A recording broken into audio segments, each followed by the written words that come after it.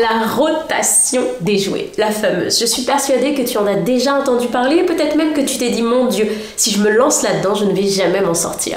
Tu as aussi potentiellement entendu parler de la rotation des jouets lorsque tu as entendu parler de la pédagogie Montessori.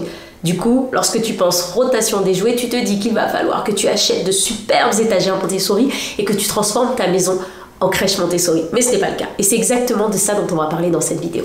Dans cette vidéo, on va voir plusieurs choses. Tout d'abord, on va voir concrètement qu'est-ce que la rotation des jouets. Ensuite, on parlera des avantages de la rotation des jouets et je suis persuadée que ça va finir de te convaincre et tu vas la mettre en place. Ensuite, on verra qu'est-ce que tu vas mettre à disposition de ton bébé lorsque tu fais cette fameuse rotation des jouets. Après, on verra quand. Quand est-ce que tu dois faire cette rotation des jouets? À quel moment? À quelle fréquence? Puis, on rentrera vraiment dans le détail et on finira par voir en pratique qu'est-ce que ça donne, comment est-ce que tu vas t'organiser pour la rotation des jouets. Et je finirai avec quelque chose qui est assez méconnu, la rotation des livres. Car oui, lorsqu'on fait la rotation des jouets, la rotation des livres, ça va avec. C'est exactement le même concept et ça a exactement les mêmes bienfaits. Bon, je t'en ai assez dit, c'est parti, on commence. Alors, commençons par voir qu'est-ce que la rotation des jouets. Et là, je veux vraiment te simplifier les choses au maximum. La rotation des jouets, c'est tout simplement le fait de ne pas mettre à disposition de bébé tous ses jouets et de ne lui mettre à disposition qu'une petite partie. Je prends toujours cet exemple. Tu regardes 100% des jouets de ton bébé et tu te dis, ok, je vais lui mettre à disposition dans sa chambre ou au salon, là où il a accès à ses jouets, uniquement 10%. C'est aussi simple que ça. C'est ça la rotation des jouets, d'accord? La rotation des jouets de base, elle n'implique pas forcément l'idée, comme je le disais au début, d'avoir une étagère avec des plateaux Montessori ou une présentation particulière des jouets. La rotation des jouets, c'est tout simplement ne mettre à disposition de bébé qu'une petite partie de tous ses jouets. C'est tout. Bon, et si là tu anticipes et que tu te dis, ok Elodie, mais combien de jouets clairement on va mettre à disposition? Tu nous parles de 10% de 100% des jouets, mais combien? Ce que je te conseille vraiment, c'est de ne jamais mettre à disposition plus de 8 jouets. Oui, je sais, là tu as peut-être l'impression que ça fait pas beaucoup, mais tu verras juste après, lorsqu'on va parler des avantages, qu'une étude a prouvé que 4 jouets, en fait ça peut être largement suffisant. Donc 8 jouets, ça va vraiment être le max. Voyons maintenant les avantages de la rotation des jouets pour ton bébé. Alors tout d'abord, c'est certain, l'environnement va être beaucoup plus épuré, donc tu vas vraiment pouvoir éviter la surstimulation. Ton environnement va être beaucoup plus apaisant. Ensuite, on va voir que pour les grands bébés, ils vont pouvoir être beaucoup plus indépendants pendant la phase de rangement et ils auront limite beaucoup plus envie de ranger tout seul. On n'aura pas forcément à leur courir après pour leur dire « range ta chambre, range tes jouets ». On va pas se mentir. Lorsqu'il y a 5 jouets à ranger, plutôt que quand il y en a 20, c'est toujours beaucoup plus facile pour eux. Mais pour te parler des autres avantages de la rotation des jouets, j'ai envie de te parler d'une étude. Car pour moi, les avantages qui vont suivre sont clairement les plus importants. Une équipe de chercheurs a mené une expérience, en fait, pour vraiment connaître les avantages de la rotation des jouets. Ils ont invité des familles qui avaient des bébés entre 0 et 3 ans, des bébés qui venaient tout juste d'être changés, qui venaient de manger, et c'était des bébés qui étaient bien reposés. Ils avaient fait leur sieste. C'est très important ça dans l'étude. Ils ont invité ces bébés, ils ont fait 2 groupes. À un groupe, ils ont proposé 4 jouets et à un autre groupe, ils ont proposé 16 jouets. Les jouets avaient un petit peu été sélectionnés au hasard, mais ils avaient vraiment fait en sorte d'avoir un éventail assez large et d'avoir différents types de jouets. Après avoir présenté les jouets au bébé, les chercheurs se sont assis et ont observé pendant 20 minutes. Lorsqu'on a présenté 16 jouets au bébé, ils ont noté que les bébés en fait sont passés d'un jouet à l'autre sans jamais vraiment s'arrêter sur un jouet et ils ont joué en moyenne avec plus de 10 jouets en 20 minutes. Lorsqu'on a présenté 4 jouets au bébé, les bébés ont passé beaucoup plus de temps à jouer avec un seul jouet. Ils étaient beaucoup plus concentrés lorsqu'ils jouaient et ils utilisaient en fait le jouet de manière différente, tu vois. C'est comme s'ils faisaient preuve de beaucoup plus de curiosité et de créativité. Moins de jouets favorise donc un jeu beaucoup plus profond, beaucoup plus créatif pour les bébés. Ils passent plus de temps avec chaque jouet et ils manipulent beaucoup plus le jouet. En fait, ils trouvent toutes sortes de façons de jouer avec le jouet, tout simplement. Pour les bébés, en fait, à ce stade-là, ils commencent tranquillement à développer leur capacité d'attention. Et la rotation des jouets permet vraiment de les accompagner là-dedans. Alors il peut être difficile pour eux justement à cet âge-là de maintenir leur attention sur un jouet. C'est vraiment tout nouveau pour eux l'attention ou une activité proposée. Cependant, cette étude nous confirme que les bébés sont capables de se concentrer sur un seul jouet si et seulement si il n'y a pas trop de jouets autour d'eux qui justement vont faire qu'ils vont être distraits. Donc autant te dire que les avantages de la rotation des jouets sont extrêmement puissants et qu'il y en a pas mal. Voyons maintenant qu'est-ce que tu vas mettre à disposition de ton bébé, ok?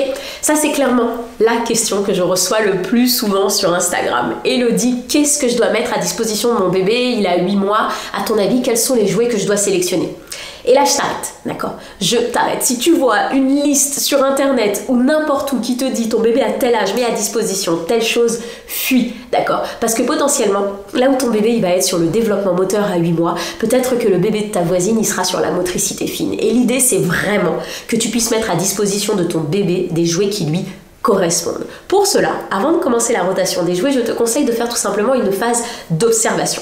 Cette phase d'observation, elle est très simple. Tu vas sélectionner peut-être 8 jouets, d'accord? 8 jouets que ton bébé connaît déjà. C'est très important. Si parmi les 8 jouets, il y a des jouets neufs, tu vas biaiser l'expérience parce que naturellement, les bébés vont aller vers ce qu'il y a de neuf, ce qu'ils ne connaissent pas pour l'explorer. Donc ça sera 8 jouets que bébé connaît déjà. Si tu as vraiment envie de partir sur des jouets neufs, il va falloir que tu présentes 8 jouets neufs. Et puis tu vas te mettre en arrière, tu vas reculer et tu vas observer ton bébé. Et tu vas noter sur quoi est-ce qu'il s'arrête, d'accord? Qu'est-ce qui en fait lui génère peut-être de la frustration? Et du coup tu te diras mince, ça c'est trop compliqué pour lui, c'est pas le moment. Sur quel jouet est-ce qu'il s'attarde à peine 2 secondes? Et du coup là tu te diras ok, ça c'est peut-être trop facile, il l'a mis de côté parce qu'en fait c'est pas forcément, comme je le dis toujours, dans sa zone proximale de développement. Et qu'est-ce qui à l'inverse a suscité sa curiosité? Il est resté un peu longtemps. Il s'est challengé, il a essayé de tortiller le jouet dans tous les sens. Qu'est-ce qui a vraiment suscité son attention? D'accord? Vraiment, en fonction de l'âge de ton bébé, pour les grands bébés, tu verras que peut-être qu'il est devenu hyper créatif avec le jouet et qu'il a commencé à jouer avec le jouet de différentes manières.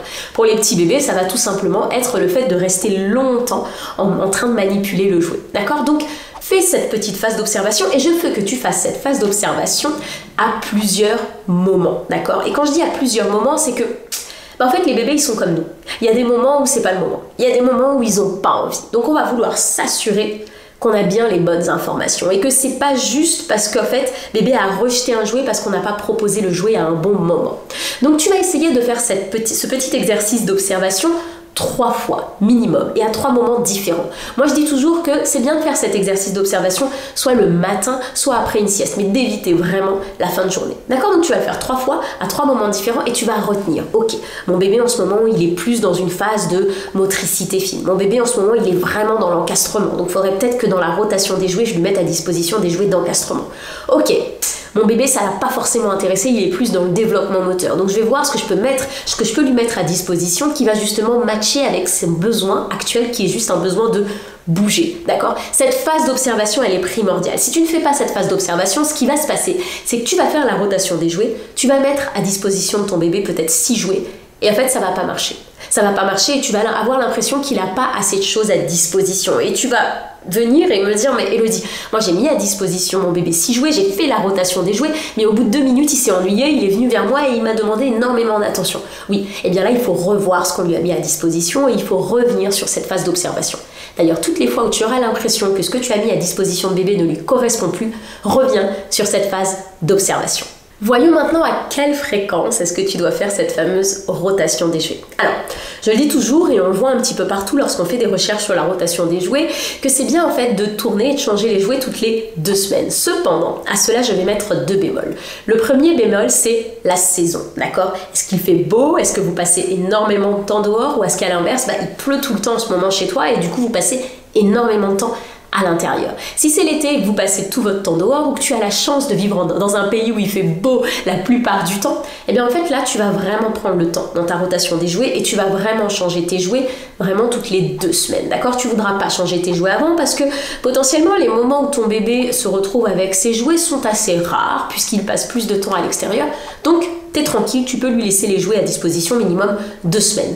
À l'inverse, si justement vous passez beaucoup de temps à l'intérieur parce qu'il pleut, parce que c'est l'hiver, parce que tu vis comme moi à l'époque au Canada et que du coup vous passez beaucoup de temps au chaud, et bien là du coup tu vas te dire ok, peut-être peut-être que je vais passer sur une rotation toutes les semaines, d'accord? Toutes les semaines, ça va vraiment être le minimum. Je veux pas que tu te dises, ok, il est pas vraiment intéressé par les jouets, je vais changer tous les 2-3 jours. Là, la problématique, elle est autre. La problématique, c'est que potentiellement, les jouets que tu as mis à disposition de ton bébé ne correspondent pas à sa zone proximale de développement, ne correspondent pas en fait au bras de l'étoile, comme je dis toujours, dans lequel il est, d'accord? Donc ça, c'est vraiment une autre problématique. On est sur un minimum d'une semaine. La deuxième chose que je veux que tu prennes en compte lorsqu'il s'agit de mettre en place une rotation des jouets et de choisir la fréquence, c'est est-ce que bébé est gardé à la maison ou est-ce qu'il est gardé à l'extérieur? Pareil, s'il est gardé à la maison, là, tu voudras faire la rotation des jouets toutes les semaines. À l'inverse, s'il est gardé à l'extérieur et que du coup, il passe beaucoup moins de temps avec ses jouets, tu voudras faire la rotation des jouets toutes les 2 semaines. D'accord? C'est vraiment les 2 critères importants à prendre en compte. Le temps qu'il fait dehors, est-ce qu'on passe beaucoup de temps à l'extérieur? Et est-ce que bébé passe beaucoup de temps à la maison? Est-ce qu'il est gardé à la maison ou non? Alors voyons maintenant qu'est-ce que ça donne en pratique, car c'est souvent à ce moment-là où on se dit oulala, moi je vais pas me lancer dans la rotation des jouets, ça va être l'enfer. La première chose que tu vas faire, c'est que tu vas décider de la façon dont tu veux ranger les jouets qui ne vont pas être utilisés, d'accord? Et là tu as vraiment énormément de solutions, parce qu'on me dit souvent oui mais moi Elodie j'ai pas l'espace. Ok, on va voir ça tranquillement. La première chose, et c'est la solution pour laquelle j'ai opté, c'est tout simplement d'aller acheter des caisses de rangement. J'ai acheté les miennes tout simplement chez Ikea, il y en a littéralement partout. Des caisses de rangement, d'accord? Tu peux même en trouver en ligne, tu vas acheter des caisses de rangement. Je te suggère vraiment d'en acheter plusieurs parce qu'on va voir tout à l'heure, on va essayer vraiment de ranger les jouets d'une façon à ce que la rotation des jouets soit plus pratique et que toutes les semaines, on ne se retrouve pas à nouveau à devoir tout mettre par terre, d'accord? Donc on va vraiment venir acheter plusieurs caisses pour pouvoir faciliter notre rangement plus tard. Si là tu me dis, ok, Elodie, moi si j'achète ces caisses, j'aurai pas où les mettre après. J'aurais pas où les mettre après, j'ai pas de place chez moi, j'ai pas de cadre, j'ai pas de garage, je ne sais pas, peu importe.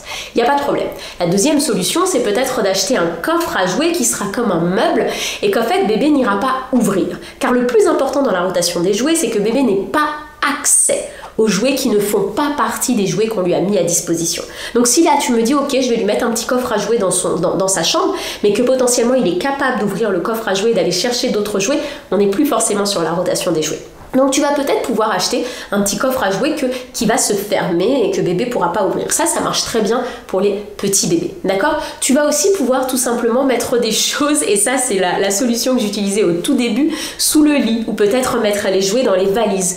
Ou potentiellement, et ça c'est une solution minimaliste que j'aime aussi beaucoup, c'est qu'en fait tu vas attendre d'avoir fait une phase d'observation pour pouvoir acheter et te procurer peut-être même des jouets de seconde main en fonction de ce que bébé aime. Et là, ça t'évitera justement de te retrouver avec des caisses à jouer et plutôt de faire en fonction des phases de développement de ton bébé. Ok, en ce moment, mon bébé, il est dans l'encastrement, je vais aller me fournir en jouets qui sont dans l'encastrement. D'accord? Parce qu'en fait, si tu as énormément de jouets à la maison et que tu n'as pas l'espace, il n'y a pas de secret. Tu vas vite tout remettre à disposition parce que ça va être compliqué pour toi de ranger et du coup tu vas vite retomber dans cette surstimulation au quotidien, d'accord? Donc si tu te rends compte que c'est compliqué d'avoir de l'espace, peut-être que tu vas vouloir réduire le nombre de jouets que tu as et de te procurer des nouveaux jouets que lorsque tu observes ton bébé, que tu te dis ok, là on est dans une phase de développement. Ok? Donc ça y est, tu as soit tes caisses de rangement, soit tes valises, soit tu as décidé de faire le tri.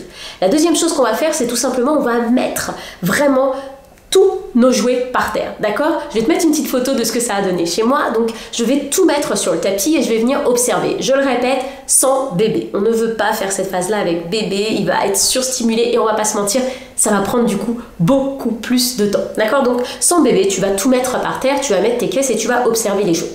Et là, vraiment, pour pouvoir te faciliter la rotation des jouets, si tu as la possibilité d'avoir plusieurs caisses ou même si tu as que quelques sacs, d'accord? Parce que ça peut être dans des sacs que tu vas ensuite venir empiler dans une armoire, je te conseille de faire ces sacs par thème. Par exemple, motricité fine, par exemple, encastrement, par exemple, pour les plus grands, puzzle. Tu vas aussi pouvoir avoir une caisse, moi j'aime bien cette caisse pour les plus grands à partir de 2 ans, la caisse des jouets qui vont être en lien avec l'imagination. Donc tout ce qui va être petit bonhomme, voiture, qui va faire que bébé va jouer avec son imagination. Tu vas aussi peut-être avoir une caisse sur le développement moteur, avec des petits accessoires pour les parcours moteurs, etc. Tu vois, tu vas aussi avoir une caisse pour tout ce qui va être activité créative. Tu vois, peut-être avec des crayons de couleur, des feux, des feuilles, de la peinture, etc.